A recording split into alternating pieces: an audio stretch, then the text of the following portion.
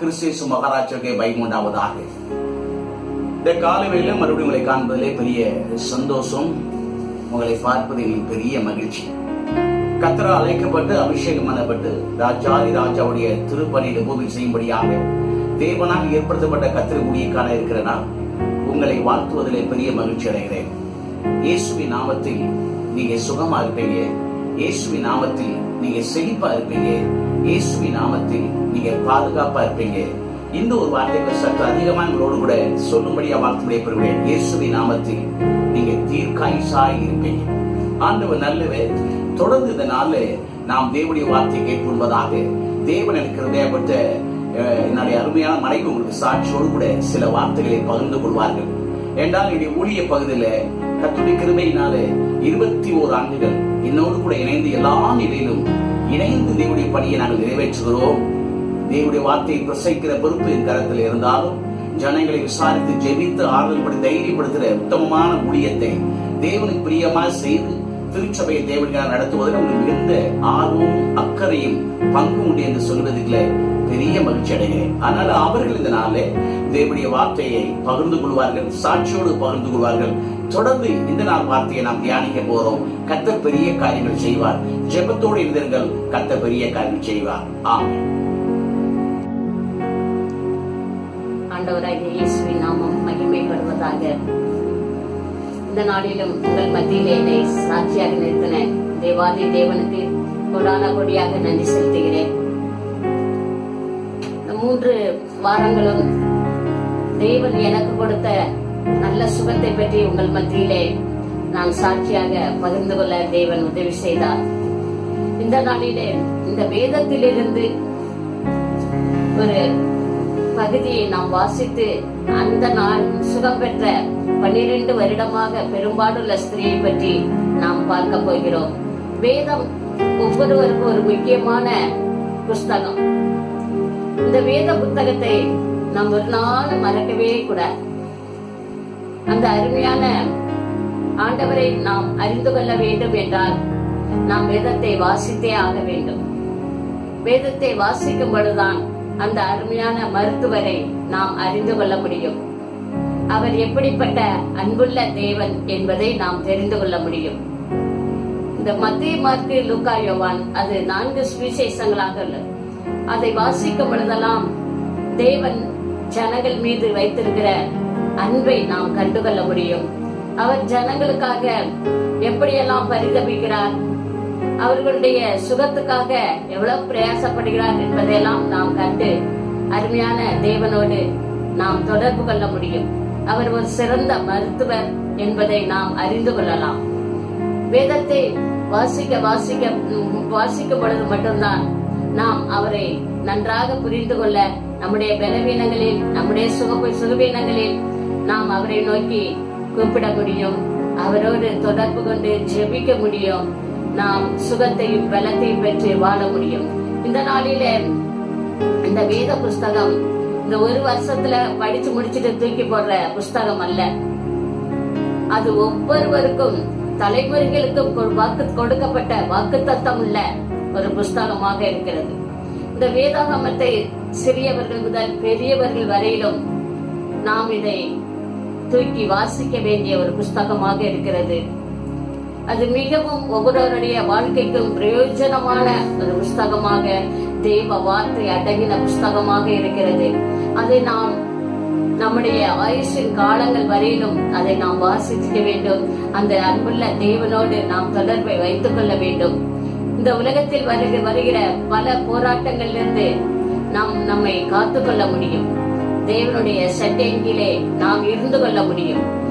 அதனால நம்முடைய அந்த 2000 ஆண்டுகளுக்கு முன்னதாக இந்த வேத புஸ்தகம் யாரிடமும் இருக்காது. ஒரு கஷ்டமான சூழ்நிலைகள். இப்பொழுது ஒவ்வொரு குடும்பத்தில் ஒவ்வொரு நபருக்கு தனித்தனியாக ஒரு வேத புஸ்தகம் இருக்கிறது. அதை நாம் கட்டாயமாக நாம் வாசிக்க வேண்டும். நம்முடைய பிள்ளைகளையும் வாசிக்க வைக்க வேண்டும். பிள்ளைகள் இந்த நாட்களிலே வேதத்தை தூக்கி வாசிக்கும் பொழுது அவர்களுடைய எதிர்காலங்கள் எல்லாமே ஒரு பிரகாசமான வாழ்க்கையாக அமையும். தேவனை நாம் முக்கியப்படுத்துவோம். இந்த வேதத்தை நாம் முக்கியப்படுத்துவோம். இதை வாசிக்கும் பொழுது இதிலே நிறைய அர்த்தங்களை இந்த உலகத்துல எப்படி வாழ வேண்டும் என்பதையெல்லாம் நாம் கற்றுக்கொள்ள முடியும். ஆண்டவராக இயேசு கிறிஸ்து நமக்கு கற்றுக் கொடுப்பவராக இருக்கிறார். இப்பொழுதும் கூட நாம் வேதத்திலே மார்க் 5ஆம் அதிகாரத்திலிருந்து அந்த 12 வருடங்களாக பெரும்பாலுள்ள ஸ்திரியை பற்றி நாம் வாசித்து அதை அறிந்து கொள்ள போகிறோம். அதன் மூலமாக நாமும் சுகம் பெற்று நாம் கர்த்தரிடத்திலே அநேக ஆசீர்வாதங்களை பெற்று வாழ முடியும். இந்த நாளிலும் மார்க் 5ஆம் அதிகாரத்திலே 25ஆம் வசனத்திலிருந்து வாசிக்க போகிறோம்.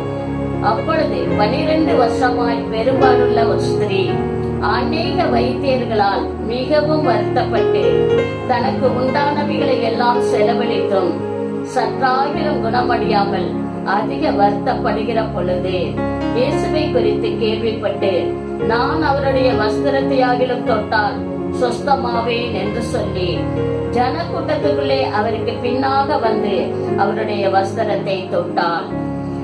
பாருங்க, 12 வருடமாக அந்த பெரும்பாலுள்ள ஸ்திரீ அநேக வேதனையோடு வாழ்ந்து கொண்டே இருக்கிறார். 12 வருடமாக அவள் இயேசுவை குறித்து கேள்விப்படவே இல்லை.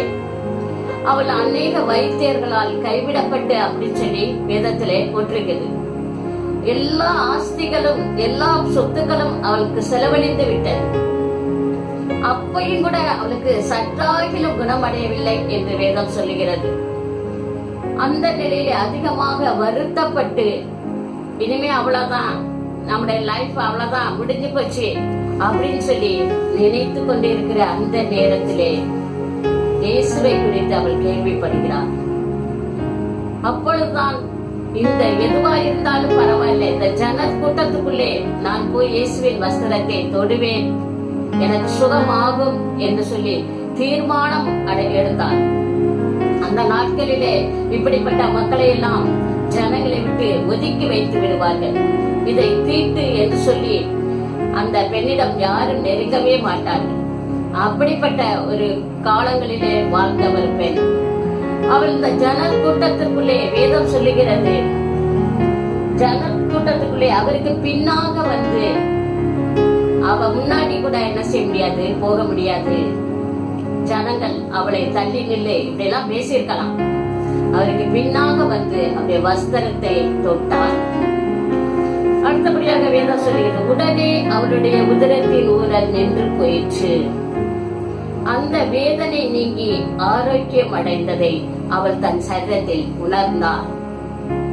அவள் இயேசுவை குறித்து கேள்விப்பட்ட உடனே தீர்மானமுடைய ஒரு தாயாக போய் அந்த இயேசு கிறிஸ்துவின் வஸ்திரத்தை அவ பின்னதாக போய் அவள் ஓரத்தை தொட்டு விட்டார்.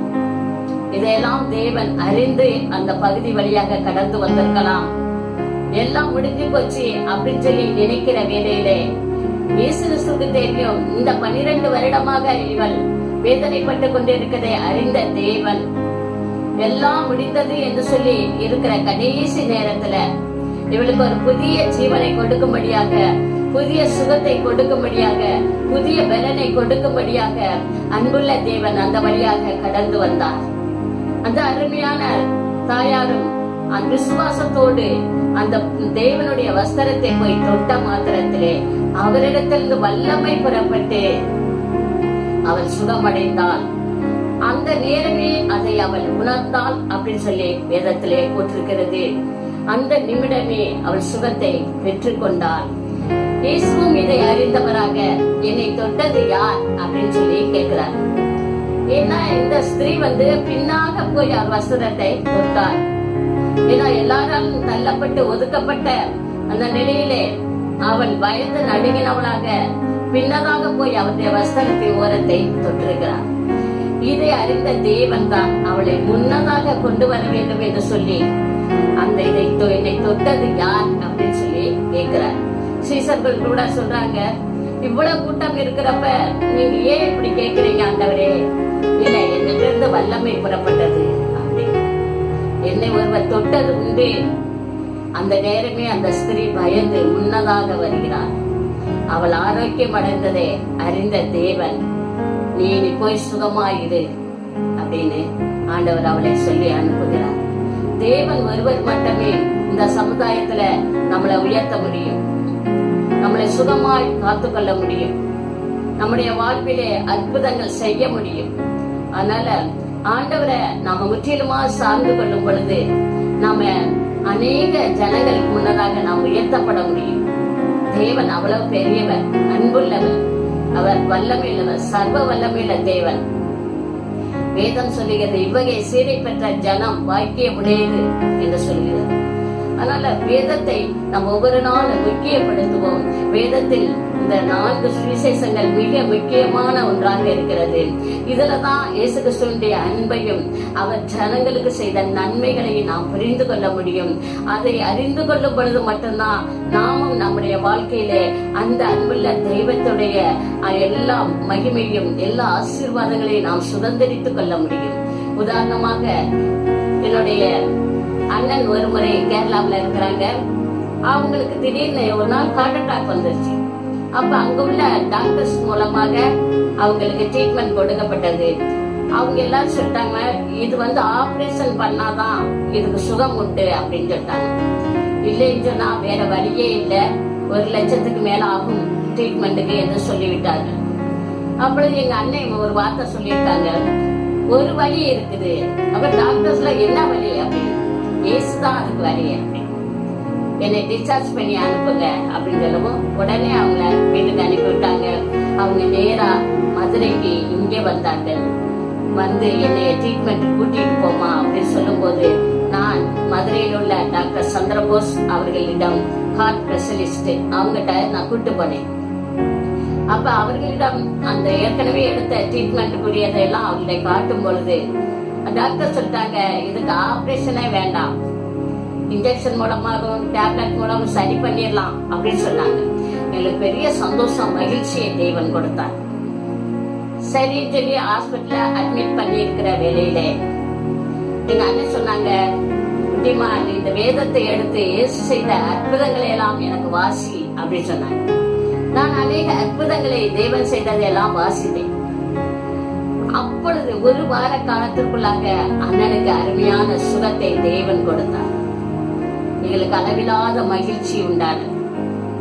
வேதத்தை எடுத்து வாசி, தேவன் செய்த அற்புதங்களை வாசி, அதை விசுவாசிக்கும் பொழுது அண்ணனுடைய சகத்திலே பூரணமான சுகத்தை பெற்றுக் கொண்டார்கள். இன்றும் 10 வருடங்களுக்கு மேலாக அவர்கள் நல்ல பூரண சுகத்தோடு வாழ்ந்து வருகிறார்கள். ஆகையால் நம்மை விசாரிக்கிறவர் ஒருவர் உண்டு. 1 பேதுரு 5:7 சொல்லிட்டு, அவர் உங்களை விசாரிக்கிறவர் ஆனபடியால் உங்கள் கவலையெல்லாம் அவர் மேல் வைத்து விடுங்கள். நம்மளை விசாரிக்கிற அந்த அன்புள்ள தேவனை நாம் அறிந்து கொள்வோம். நம்முடைய கவலையெல்லாம் சுமக்கிற தேவனை நாம் அறிந்து கொள்வோம். அவர் நம்மோடு கூட இருந்தால் நமக்கு கவலை என்பதே வராது. தேவன் நமக்கு எல்லா காரியங்களுக்கும் உதவி செய்ய அவர் போதுமானவராக இருக்கிறார். அதனால நம்ம தேவனை ஒரு காலம் நம்ம மறக்க கூடாது. அவருடைய வேதத்தை மறக்கவே கூடாது. எப்படியும் தினம் தினம் வேதம் வாசித்து நாம் ஜெபிக்கும் பொழுது, அவரோடு கூட நாம் பேசி பழகும் பொழுது அவர் நம்மோடு கூட நடப்பார். நமக்கு வேண்டிய எல்லாவற்றையும் செய்வார்.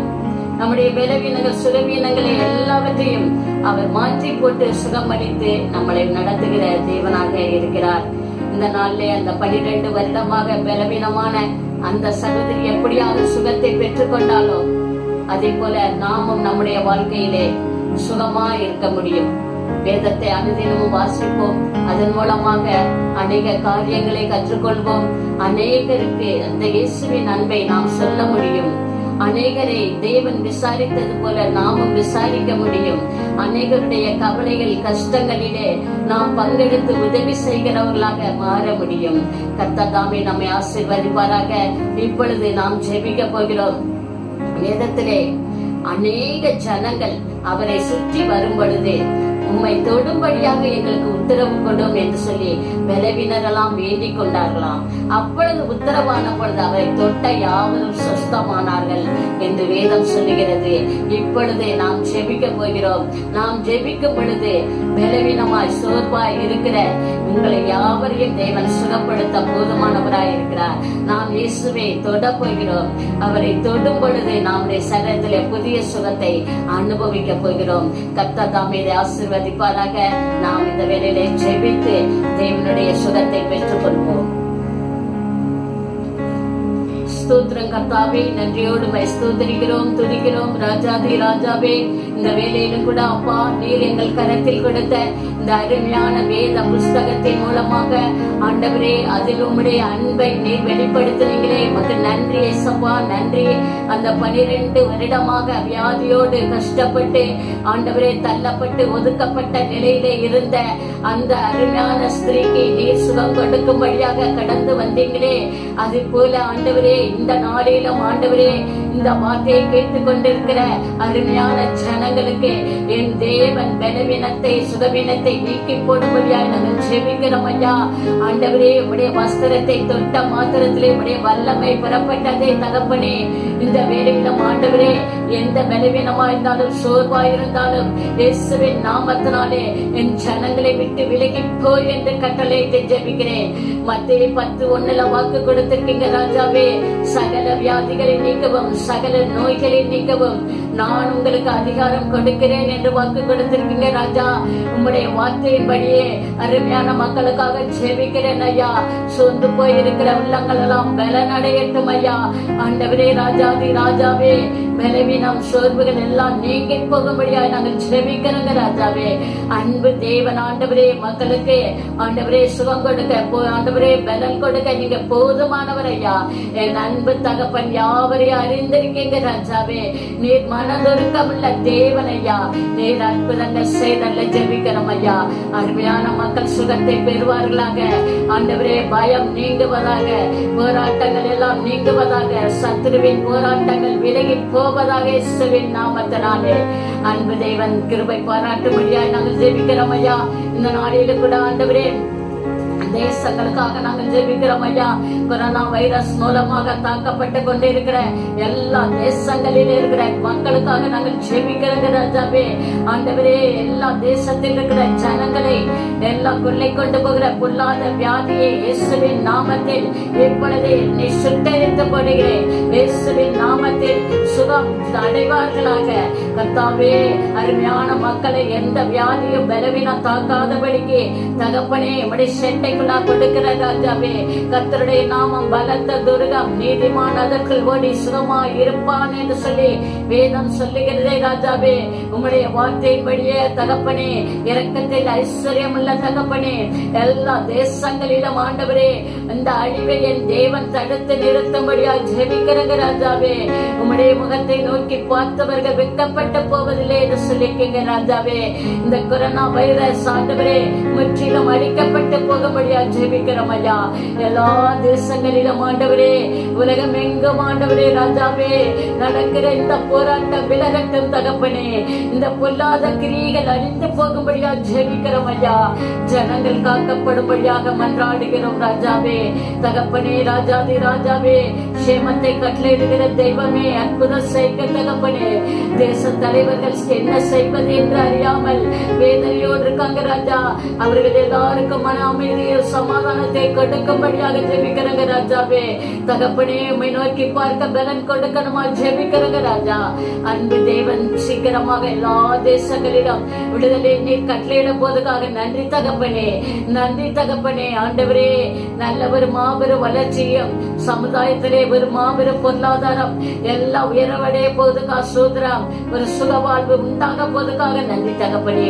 ஆண்டவரே இந்த வேலையில கூட ராஜாவே உம்முடைய வார்த்தைகளை ஆண்டவரே தியானிக்க ஆண்டவரே நீர் பாராட்டின இந்த நல்ல கிருபைகளுக்காக ஸ்தோத்திரம் ஐயா. தொடர்ந்து வழி நடத்துங்கப்பா. எல்லா ஆசீர்வதிங்க, திறப்பில் இருக்க பலன் கொடுங்க ராஜா. உம்முடைய கிருபை தாங்கிக் கொள்ளட்டும். இயேசுவின் நாமத்தில் ஜெபிக்கிறோம் நல்ல பிதாவே, ஆமென். தேவனுடைய நாமம் மகிமைப்படுவதாக. நல்ல ஒரு சாட்சியை மட்டுமல்ல, நல்ல ஒரு சத்தியத்தை கேட்டீர்கள். ஆண்டவர் நல்லவர், ஆண்டவர் மாறாதவர், ஆண்டவர் ஜீவிக்கிறவர். கம்பன் விட்டு கட்டுத்தலில் கூட கவிப்பாடும் என்று சொல்வார்கள். தேவனுடைய இணைந்து பிணை செய்கிற பொழுது குடும்ப தலைவருக்கு மட்டுமல்ல, குடும்ப தலைவிக்கு ஒரு மகா பெரிய பங்கு உண்டு என்பதை நீங்கள் இதில் கவனித்திருப்பீர்கள். உண்மையாகவே ஒருவன் 1000 பேரை துரத்தினால் 2 பேர் 10,000 பேரை துரத்துவார்கள் சொன்ன வேத வார்த்தைப்படி 2 பேர் இணைந்து ஊழியம் செல்வது கர்த்தர் பலத்தை கிரியை செய்வார். அந்த மகா பெரிய சாக்கியத்தை தேவன் எங்களுக்கு கொடுத்து இதுவரைக்கும் தேவன் அமைதிக்காக இணைந்து ஒருமனப்பட்டு தேவன் அந்த பொறுப்பை நிறைவேற்றவும் தேவன் கிருபையான குடும்பத்தை தேவனுக்கு பிரியமாய் நடத்தி இந்த 3 பிள்ளைகள் ராஜாதி பணியை தொடர்ந்து செய்யும்படியாக அந்த உத்தமமான உண்மையான பணியை தேவனுக்கு பிரியமாக மட்டுமல்ல அடுத்த தலைமுறையும் கற்றுக் கொடுத்து அடுத்த தலைமுறை அதை விருப்பத்தோடு நிறைவேற்றுவதற்காக அர்ப்பணிக்கத்தக்கதாக ஜீவித்தை காத்துக்கொள்ள கற்றுதவி செய்தார். மகிமை அவருக்கு. இதனால நாம் பார்க்க போகிற இறை வார்த்தைக்கு தலைப்பாக ஆண்டவர் சொன்னார், பெற்றுக் கொண்டீர்கள் குணம், அறிக்கையினால் சுதந்திரிக்க வேண்டும் தினம். மறுபடி சொல்கிறேன், பெற்றுக் கொண்டீர்கள் குணம், அறிக்கையினால் சுதந்திரிக்க வேண்டும் தினம். இதற்கு ஆதாரமாக எபிரேயர் 10ஆம் அதிகாரம் 23ஆம் வசனத்தை வாசிக்கிறேன். நம்முடைய நம்பிக்கையை அறிக்கையிடுவதில் அசைவில்லாமல் உறுதியா இருக்க கடவோம், வாக்குத்தத்தம் பண்ணினவர் உண்மை உள்ளவராய் இருக்கிறாரே. நாம் கிறிஸ்து இயேசு சொந்த ரட்சகராய் ஏற்றுக்கொண்டவுடனே கிறிஸ்து நமக்காக பாவ மன்னிப்பு மட்டுமல்ல, அதனால வந்த வியாதி, பலவீனங்கள், போராட்டங்கள் எல்லாவற்றுக்கும் பரிகாரம் செய்துவிட்டார் என்பதே நாம் அவர் மேல் வைத்திருக்கிற விசுவாசம். அதை அறிக்கை செய்வதுதான் அந்த சுவாசம் நமக்கு ஆரம்பிக்கிறது. விசுவாசம் நம்மை அவருக்கு நேராக நடத்துகிறது. வேதம் சொல்லுகிறது, அதை நாம் சுவாசித்து அறிக்கை செய்வது அதை சுதந்திரிக்க நமக்கு உதவி செய்கிறது. ஆனால் நம்முடைய நம்பிக்கையை அறிக்கை செய்ய வேண்டும். நம்முடைய நம்பிக்கை என்ன? 1 பேதுரு 2ஆம் அதிகாரம் 24வது வசனத்தை நான் வாசிக்கிறேன். அப்போஸ்தலனாகிய பேதுரு தேவனோடு உணர்ந்து சகலவற்றை கண்டறிந்த அந்த பேதுரு இப்படி எழுதுகிறார், நாம் பாவங்களுக்கு செத்து நீதிக்கு பிழைத்திருக்கும்படி இயேசு கிறிஸ்து தாமே தமது சரத்தில் நம்முடைய பாவங்களை சிலுவை மேல் சுமந்தார், அவருடைய தழும்புகளால் குணம் ஆனீர்கள். ஆனால் ஏசாயா தீர்க்கதரிசி இயேசுவை அறிமுகப்படுத்துகிற பொழுது இயேசு 53ஆம் அதிகாரத்துல அவருடைய தழும்புகளால் குணம் ஆவீர்கள் என்று வரப்போகிற காரியத்தை சொன்னார். ஆனால் பேதுரு சொல்லுகிறார், இயேசுக்கு வந்து சிலுவையில் எல்லாவற்றையும் செய்து முடித்தபடியினாலே வேதம் சொல்லுகிறது குணம் ஆனீர்கள் என்று சொல்கிறார். நீங்கள் சுகமாய் இருக்கிறீர்கள். இன்றைக்கு பெரும்பாலான ஸ்திரியை குறித்து நீங்கள் கேள்விப்பட்டீர்கள். அவள் அற்புதமான சுகத்தை பெற்றார். 12 வருடமாய் வியாதியாய் இருந்த அவள் தன்னுடைய சுகத்துக்காக எடுத்த பிரயாசங்கள் பல மருத்துவர்கள், அதோடு மாத்திரமல்ல தன்னுடைய ஆஸ்திகள் சொத்துக்கெல்லாம் செலவழித்து சற்றாயிரம் குணமாக ஆண்டுடைய நாமத்தினால சொல்லுகிறேன். அப்படிப்பட்ட ஒரு மனநிலை எப்படி யோசித்து பாருங்க. 12 வருடமாய் இப்படிப்பட்ட வியாதி உள்ளவர்களை குடும்பத்தை விட்டு சற்று ஒதுக்கி தனி வீட்டில் வைத்திருப்பார்கள். இன்றைக்கு பாருங்க, அந்த கொரோனா வைரஸ் பாதிக்கப்பட்டவர்கள் தனிமைப்படுத்திக் கொள்வார்கள். அந்த மனநிலை யோசித்து பார்த்தேன். அதை இதோடு கொஞ்சம் கம்பேர் பண்ணி பார்த்தேன். ஒரு 20 நாட்கள் 21 நாட்கள் என்றாலே நமக்கு ஒரு மாதிரி வித்தியாசமா தெரியுது. மக்கள் பாதிக்கப்படுகிறார்களே. ஒரு 12 வருஷமாய் தனிமைப்படுத்தினால் எப்படி இருக்கும் யோசித்து பாருங்கள். அப்படி சிந்தையெல்லாம் சுகத்தை பெற்றுக்கொள்ள வேண்டும். அதற்காக என்ன கரையில் செலுத்த ஆயத்தமா இருந்தா முடிவிலே சோர்ந்துகிற பொழுது இயேசு குறித்து கேள்விப்பட்டார். வேதம் சொல்லுகிறது, அவரை குறித்து கேள்விப்பட்டார், அதை விசுவாசித்தார், அதை அறிக்கை செய்தார், அவர் போய் அதை சுதந்திரித்தார். இந்த தேவனுடைய வார்த்தை கேட்ட உங்களுக்கு 3 காரியத்தை மட்டும் சொல்லி உங்களுக்கு ஜெபிக்கிறேன். விசுவாசமும் கிரியையும் இணைந்துதான் அற்புதமாய் மாறும். நான் தேவையோடு இருக்கிறேன். எனக்கு தெரிந்த ஒருவர் வெளியிடத்தில் எனக்காக பேங்கிலேயோ பணம் போட்டு விட்டார். அது எனக்கு சுதந்திரமாய் அனுப்பப்பட்டு விட்டது. அது எனக்காக செய்து முடித்து விட்டது. ஆனால் அது வீட்டுக்கு வருவதில்லை.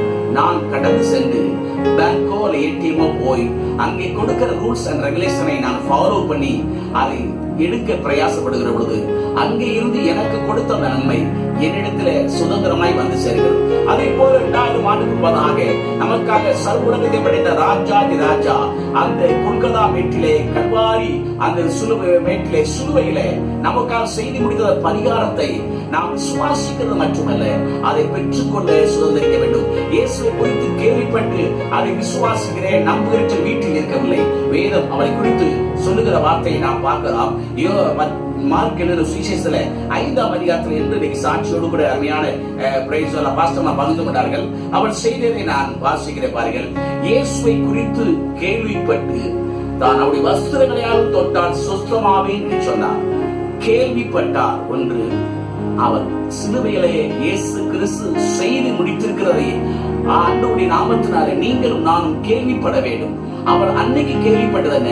இயேசு ரட்சகர் வந்திருக்கிறார், அவர் அநேக வியாதியஸ்தர்களை குணமாக்குகிறார் என்று சொல்லி அவர் கேள்விப்பட்டால் நீங்களும் இன்னும் அதிகமாய் கேள்விப்பட்டது மட்டுமல்ல, நமக்காக சிலுவையிலே பரிகாரம் செய்து விட்டார் என்பதை விசுவாசிக்கிற கூட்டத்தில் இருக்கிறோம். கர்த்தருடைய நாமத்தை நான் சொல்கிறேன். முதலாவதாக அவர் கேட்டு விசுவாசித்தார். இரண்டாவதாக அவர் செய்தது என்ன? முதலாவதாக அவர் நமக்காக அவர் சுகம் தர முடியும் என்பதை அவர் விசுவாசித்தார். இரண்டாவதாக இயேசுவின் சுகத்தை பெற்றுக் கொள்வதற்காக பிரயாசப்பட்டார். நடந்தது என்ன? கேள்விப்பட்டு வீட்டில் இருக்கவில்லை.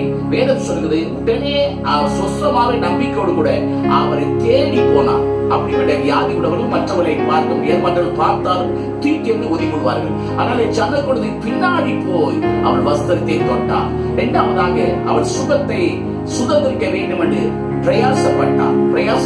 அதோடு மாத்திரமல்ல, சுகத்தை பெற்றுக்கொண்டு அவர் உடனே வந்துவிடவில்லை. ஆண்டவர் அவளை விடவும் இல்லை. ஏனென்றால் அவர் கூட்டத்தில் கேட்கிறார், யார் என் வஸ்திரத்தை தொட்டது? சீசரெல்லாம் கேட்கிறார்கள். இத்தனை கூட்டம் இருக்கிறது, உண்மை நெருக்கிக் கொண்டிருக்கிறார்கள். உன் தொட்டது யார் என்று கேட்டால், எப்படி ஆண்டவரே கேட்ட பொழுது, இல்லை, ஒருவர் என்னை தொட்டார், அது என்னிடத்தில் வந்து வல்லமை புறப்படத்தை உணர்ந்திருக்கிறேன் சொல்லி உடனே அந்த சகோதரி தாமதமாக முன்னாடி வந்தார். வந்தது கூட்டத்தை மத்தியிலே சொன்னார், ஆண்டவரே, நான் இப்படிப்பட்ட வியாதியோடு கூட இருந்தேன். அவர் சொன்னதாக பதிவு செய்யப்பட்டிருக்கிறது வேதத்திலே. மார்க்கு அதை பதிவு செய்திருக்கிறார். நான் இப்படிப்பட்ட வியாதியோடு கூட இருந்தேன். அநேக மருத்துவர்களை பார்த்தேன், அநேக பணங்களை செலவழித்தேன், சற்றும் குணமாகவில்லை. உண்மை குறித்து கேள்விப்பட்டேன். நீர் அநேக சுத்தமாக்கி விடுதலை பண்ணி கேள்விப்பட்டேன். அதனால் நான் இந்த கூட்டத்துக்கு வர முடியாது. ஆகவே இந்த கூட்டத்துக்கு பின்னாடி வந்து என்னுடைய காரியங்களை முன்னாடி வந்து சொல்ல முடியாததுனால பின்னாடி வந்து இப்படி வஸ்திரத்தை தொட்டேன், அற்புதமான சுகத்தை பெற்றுக் கொண்டேன் சொல்லி அவர் சொன்னார். அவர் சொன்னவா தெரியுமா? உன் விசுவாசம் உன்னை ரட்சித்தது. உன் விசுவாசம் உன்னை ரட்சித்தது. நான் உனக்காக எந்த பிரயாசம் எடுக்கவில்லை. நான் உன்னை தொடவில்லை, உனக்காக ஜெபிக்கவில்லை, உன்னை குறித்து விசாரிக்கவில்லை. ஆனாலும் என்னை குறித்து நீ முதலாவதாக விசுவாசித்தாய். என்னாலே சுகமுடைய முடியும் என்று சொல்லி நீ பிரயாசப்பட்டு ஓடி வந்து என்னை தொட்டாய். அதோடு மாத்திரமல்ல, நான் உன்னை வா என்று கூப்பிடவில்லை. அறிவு கொடுத்த போது நீ கூட்டத்தின் அடிவில் வந்து என்னை மகிமைப்படுத்தினாய். இந்த 3 கிரிகளை நீ தேவ மகிமை செய்ததனாலே இந்த விசுவாசம் தான் உன்னை ரட்சித்தது. சமாதானத்துக்கு போய் வேத நீங்க சுகமாய். இந்த கேட்ட வார்த்தையை கேட்டுக்கொண்டிருக்க அருமையான மக்களுக்கு நான் சொல்லுகிறேன், நீங்கள் எந்த நிலையிலே எப்பேற்பட்ட சுகவீனத்தில் இருந்தாலும் பரிசுத்த ஆவியானவர் சொல்கிறார், இன்றைக்கு நீங்கள் சுகம் பெற வேண்டும் என்றால், ஒன்று, இயேசு கிறிஸ்து எனக்காக சிலுவையில் மரித்து உயிரோடு பரிகாரம் செய்தார் என்று விசுவாசிங்கள். இரண்டாவதாக விசுவாச அடையாளப்படுத்தும்படியாக அவருடைய மரணம் உயிர்த்தெழுதலை அடையாளப்படுத்தும் திருமண உடமைகளை இணைத்துக் கொண்டு கிறிஸ்துவின் சரமான சபையிலே இணைந்து சுகத்தை பெற்றுக்கொள்ள பிரயாசப்படுங்கள். 3, ஒவ்வொரு வாரமும் ஞாயிற்றுக்கிழமை ஆராதனையில திருச்சபையோடு இணைந்து கிறிஸ்து சரம திருச்சபை இணைந்து தேவனை மகிமைப்படுத்துங்கள். நீங்கள் எப்பேற்பட்ட வெளிவினம் வந்தாலும் நசோனாகிய இயேசுவின் நாமம் சொல்கிறேன், நீங்கள் அற்புதமான சுகத்தை பெற்றுக் கொள்வீர்கள். வருமுன் காப்போம், வந்த பின் பார்ப்போம் என்று சொல்லக்கூடாது என்பதற்காக நான் எங்கள் சபையாருக்கு 7 டேப்லெட் என்று சொல்லி 7 வசனங்களை சுகத்துக்கு ஆதாரமாக எழுதி வைத்திருக்கிறேன். இதை வாசிக்கிற பொழுது அவர் வசனத்தை விசுவாசிக்கிறது மட்டுமல்ல, அதை நம்பிக்கையோடு சுவாசிக்க ஆரம்பிப்பார்கள். அற்புதமான சுகத்தை பெற்றார்கள். இந்த 7 மாத்திரை உபயோகப்படுத்தி வாசித்தவர்கள் கேன்சர் விடுதலை ஆயிருக்கிறார்கள். அதோடு மாத்திரமல்ல, தீர்க்க முடியாத பல விளைவிலிருந்து விடுதலை ஆயிருக்கிறார்கள். ஒரு சகோதரி இப்படி சொன்னார்கள், நான் வாசித்த பொழுது முதலாவது சுகம் இல்லாத போல இருந்தது. ஆனால் அவங்க நர்ஸா இருக்குது நம்ம சொன்னாங்க, ஒருவேளை இப்படிப்பட்ட நேரத்துல ஒருவர் சுகவீனம் என்றால் ஓவர் டோஸ் கொடுப்போம்ல, அதே போல இதை அடிக்கடி வாசிக்கும் சொல்லி ஒரு நாள் 7 முறை வாசித்தார்களாம். அன்று இரவிலே அற்புதமான சுகத்தை பெற்றுக் கொண்டார்கள். நான் இதில் எழுதியிருக்கிறேன், ஆகாததாக இதை வாசிக்க வேண்டும் என்று சொல்லி. இன்னைக்கு அநேகர் சுகவீனமாய் இருக்கிற நேரம் வாசிக்கிறதா நினைக்கிறார்கள். இல்லை, அதான் நான் சொன்னேன், வருமுன் காப்போம், வந்த பின் பாப்பன்னு சொல்லக்கூடாது. நீங்கள் தினத்தோறும் இந்த 7 மாத்திரை 7 வசனங்கள் நீங்கள் வாசிப்பீர்கள். ஆனால் அது உங்கள் வாழ்க்கை நம்பிக்கையை கொடுக்கும். அது உங்கள் சுவாச காற்றாய் மாறும். அந்த சுவாசம் உங்களுக்கு புதிய ஜீவனை கொண்டு வரும் என்பதிலே சந்தேகமில்லை. கர்த்தருடைய நாமத்தை சொல்கிறேன், இது தினந்தோறும் நான் வாசிக்கிறேன். இன்றைக்கு தேவ கிருபையினாலே ஆரோக்கியமா இருக்கிறேன். எல்லாரையும் போல சரீர விளைவினங்கள் வருகிறது, போராட்டங்கள் வருகிறது, மருத்துவம் தவறு என்று சொல்லவில்லை. மருத்துவர்களும் ஊழியர்களும் தேவனுடைய கரத்தில் பயன்படுகிற இரு கரங்கள் தான். ரெண்டு பேருமே வேதம் சொல்லி பிணியாளிகளுக்கு வைத்தியம் தேவை என்று சொல்கிறது. வியாதியஸ்தர்கள் ஆஸ்பத்திரி போகக்கூடாது என்பது நம்முடைய கருத்து அல்ல. அவள் சொல்கிறார், சில வேளையில மருத்துவங்களும் பணங்களும் உதவி செய்ய முடியாத நிலை இருக்குது. அந்த அப்பாற்பட்ட நிலையிலே நமக்கு இன்னொரு நம்பிக்கை இருக்கிறது. அதுதான் கடவுள் நம்பிக்கை, அதான் இயேசு கிறிஸ்துவை வைத்த நம்பிக்கை. மருத்துவர்கள் பாருங்கள், எல்லா காரியங்களும் செய்து விடுத்து கடைசியாக கையை தூக்கி காமியிருக்காங்க. நாங்கள் செய்ய வேண்டியதான் செய்து விட்டோம், நீங்கள் கடவுளத்தில் வேண்டிக் கொள்ளுங்கள், கடவுள் சுகம் தருவார் என்று சொல்லி அந்த மருத்துவர் அடையாளம் காண்பிக்கிற அந்த கடவுள் தான் இயேசு கிறிஸ்து என்பதை நான் உங்களுக்கு அடையாளம் விட்டு காண்பித சந்தோஷம் அடைகிறேன். 7 மாத்திரையை உங்களுக்காக வாசிக்கிறேன். நான் வாசோட ஆமேன் என்று சொல்வேன், நீங்கள் கூட சேர்ந்து ஆமேன் என்று சொல்லுங்கள். 107:20 சொல்கிறது, அவர் வசனத்தை அனுப்பி அவரை குணமாக்குவார் என்று சொல்லி சுகமாய் இருக்க பண்ணுவேன் என்று கர்த்தர் சொல்லுகிறார். உன் ஆத்துமா உன்னுடைய விசுவாசம் எப்படி இருக்குதோ அப்படித்தான் சுகமாய் இருப்பாய் என்று சொல்லுகிறார். அந்த நம்பிக்கையோடு கூட நான் வாசிக்கிறேன் ஆமேன் என்று சொல்லும் போது நீங்கள் கேட்கிறோட ஆமேன் என்று சொல்லுங்கள். சங்கீதம் 103:3 வசனத்தின்படி இயேசு கிறிஸ்து அக்கிரமைகளாம் மன்னித்து என் நோய்கள் எல்லாம் குணமாக்கி இருக்கிறார் என்று சொல்லி இருப்பதால் இயேசுவின் நாமத்தில் பாவ மன்னிப்பை பெற்ற நான் சுகமாய் இருக்கிறேன் என்று அறிக்கையிடுகிறேன். ஆமென். இரண்டாவதாக மத்தேயு 8:17 சொல்லியபடி இயேசு கிறிஸ்து தாமே நம்முடைய பலவீனங்களை ஏற்றுக்கொண்டு நம்முடைய நோய்களை சுமந்தார். எனவே என் சரீரத்தில் எந்த வியாதியும் இல்லை என்று அறிக்கையிடுகிறேன். ஆமென். மூன்றாவதாக 1 பேதுரு 2:24 உள்ளபடி இயேசு கிறிஸ்து தாமே தமது சரீரத்தில் நம்முடைய பாவங்களை சிலுவை மேல் சுமந்தார். இயேசு கிறிஸ்து தழும்புகளால் குணமானீர்கள் என்ற வசனத்தின்படி அவருடைய கைகளில் உள்ள தழும்புகள் என் சரீரத்தில் நான் பெற்றுக்கொண்ட சுகத்துக்கு அடையாளமாக இருப்பதால் நான் சுகமாய் இருக்கிறேன் என்று அறிக்கையிடுகிறேன். ஆமென். யாத்திரம் 23:25 படி உங்கள் தேவனாய் கர்த்தரை சேவிக்க கடவீர்கள். அவர் இயேசு கிறிஸ்து உங்கள் அப்பத்தை உங்கள் தண்ணீரை மாசுடைப்பார். வியாதி உன்னிலிருந்து விலக்குவேன் என்று சொல்லியிருப்பதால் இயேசுவின் நாமத்தில் நான் சுகமாய் இருக்கிறேன் என்று அறிக்கையிடுகிறேன். ஆமென். உபாகம் 7:15 கர்த்தர் சகல நோய் உன்னை விட்டு விலக்குவார் என்று சொல்லியிருப்பதால் எந்த வியாதியா இருந்தாலும் இயேசு என்னை விட்டு விலக்கிவிட்டார் என விசுவாசிப்பதால் நான் சுகமாய் இருக்கிறேன் என்று அறிக்கையிடுகிறேன். ஆமென். சங்கீதம் 107:20 படி இயேசு தமது வசனத்தை அனுப்பி அவளை குணமாக்கினார் என்ற வார்த்தையின்படி அவருடைய வசனம் எனக்கு மாத்திரை போல் என்று சுகப்படுத்தும் என்று விசுவாசிப்பதால் நான் சுகமாய் இருக்கிறேன் என்று அறிக்கையிடுகிறேன். ஆமென். யாத்திராகமம் 15:26 வசனத்தின்படி நானே உன் பரிகாரிய கர்த்தர் என்று சத்திய வசனம் சொல்வதால் இயேசுவே எனக்கு டாக்டரா இருக்கிறார், வசனமே எனக்கு மாத்திரை இருக்கிறது, எனவே நான் சுகமாய் இருக்கிறேன் என்று அறிக்கையிடுகிறேன். ஆமென். அறிக்கை உண்டு அற்புதம் அறிந்து செய்ய வேண்டும். எப்பொழுதும் உங்களுக்கு இப்படிப்பட்ட வசனங்கள் வேணுமானால் நீங்கள் எங்களோடு கூட கொடுக்கப்பட்ட நண்பர்களை தொடர்பு கொள்ளுங்கள். நீங்கள் விரும்பினால் வாட்ஸ்அப்லயோ இல்லை என்றால் மண்ணாக்கத்தாபாலையோ அனுப்பி கொடுக்க அது ஏதுவா இருக்கும். மக்கள் சுகமடைய வேண்டும் என்பதற்காக அந்த 7 மாத்திரையை இப்படி ஒரு காணாய் அடித்து வெளியிட்டுகிறோம் என்ற உங்கள் பேசல வைத்துக் கொண்டு நீங்கள் நினைத்த நேரம் வாசித்துக் கொள்ளலாம் என்பதற்காக இப்படி ஒரு காரியத்தை செய்திருக்கிறோம். இப்பொழுது கூட நாம் கண்களை மூடி ஜெபிக்க போகிறோம். என்னோடு கூட ஆமென் என்று சொன்ன யாரா இருந்தாலும் அற்புதமான சுகத்தை பெற்றிருக்கிறீர்கள். மறுபடியும் நான் சொல்லுகிறேன், அறிக்கையில் உண்டு அற்புதம் அறிந்து செய்ய வேண்டும். எப்பொழுதும் கண்களை மூடி ஜெபிப்போமா? நான் சுகமானே, நான் சுகமானேன் புண்ணியரின் காயங்களால், புண்ணியரின் காயங்களால். என்னோடு சேர்த்து சொல்லுவோமா? நான் சுகமானேன், நான் சுகமானேன் புண்ணியரின் காயங்களால். என் நோய்கள் தீர்த்தான், என் நோய்கள் தீர்த்தான் சாபமான சிலுவையில், சாபமான சிலுவையில். நான் சுகமானேன், நான் சுகமானேன் புண்ணியரின் காயங்களால், புண்ணியரின் காயங்களால். நான் என் சுமப்பேன், நான் என் சுமப்பேன் எந்தன் இயேசு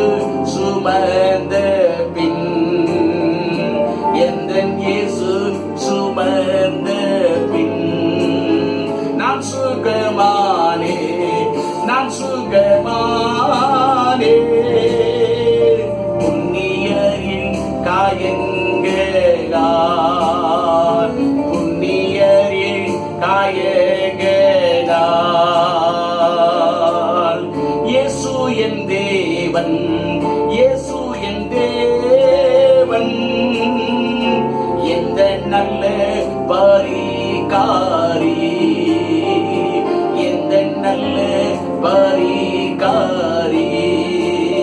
நான் சுகமானே, நான் சுகமானே, புண்ணியரின் காயங்களால், புண்ணியரின் காயங்களால். இயேசுவின் இரத்தம், இயேசுவின் இரத்தம் பிணி போக்கும் நன்மருந்து, பிணி போக்கும் நன்மருந்து. நான் சுகமானே, நான் சுகமானே, புண்ணியரின் காயங்களால், புண்ணியரின் காயங்களால். பலவீன நல்ல, பலவீன நல்ல பலவான் என் இயேசு சொன்னார், பலவான் என் இயேசு சொன்னார். நான் சுகமானே, நான் சுகமானே, புண்ணியரின் காயங்களால், புண்ணியரின் காயங்களால்.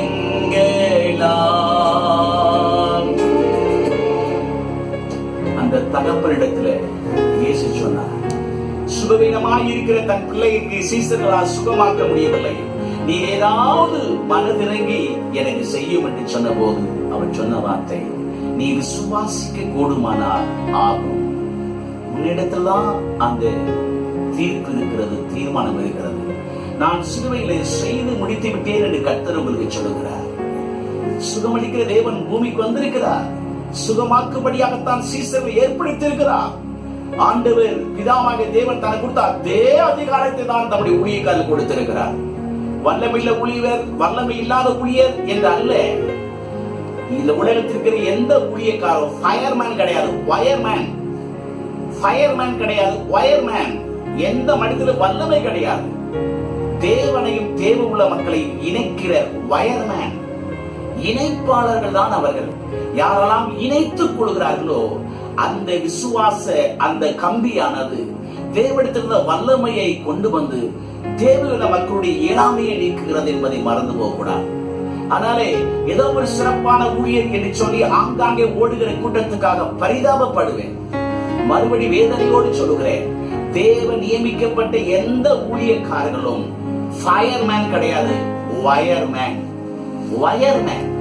பெருக்கூட்டத்தில் நடக்காத அற்புதம் எல்லாம் ஒரு சிறு கூட்டத்தில் தனிப்பட்ட விதத்தில் நடந்திருக்கிறது.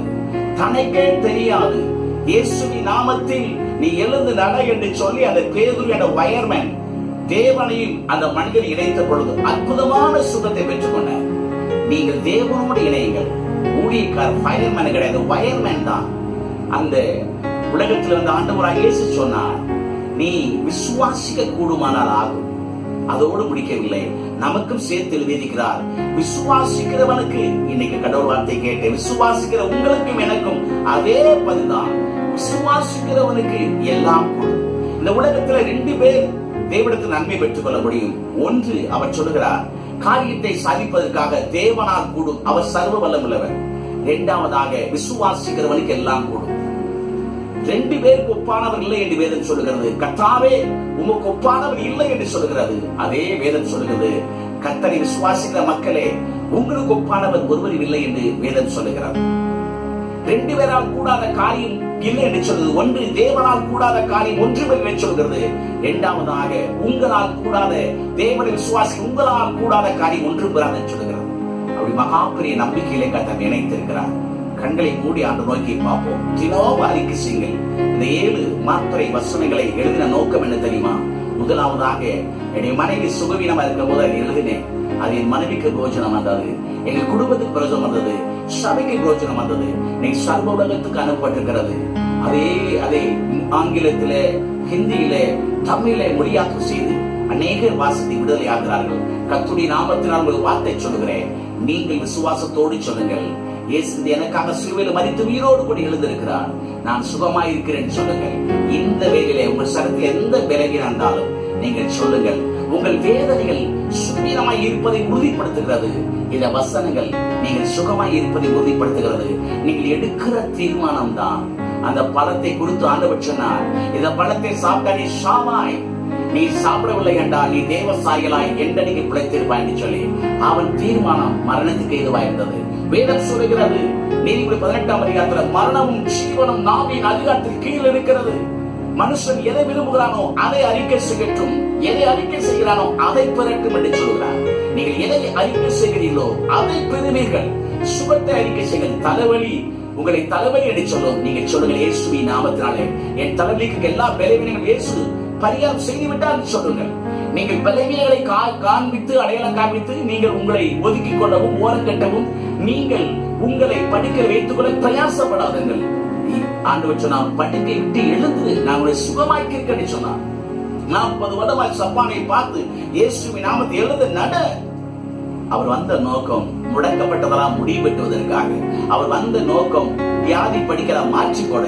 இன்னைக்கு எந்த நிலையில் இருந்தாலும் ரீமா காப்பா தூரா பாலாத்தியா இயேசுவின் நாமத்தில் பரிசுத்த ஆவியானவர் நமத்தில் அசைவாடி கொண்டிருக்கபடினாலே எந்த பலவீனம் தான் இப்பொழுது நான் சொல்லுகிறேன், இயேசுவின் நாமத்தினாலே உங்கள் பலவீனங்கள் நீக்கப்பட்டிருக்கிறது.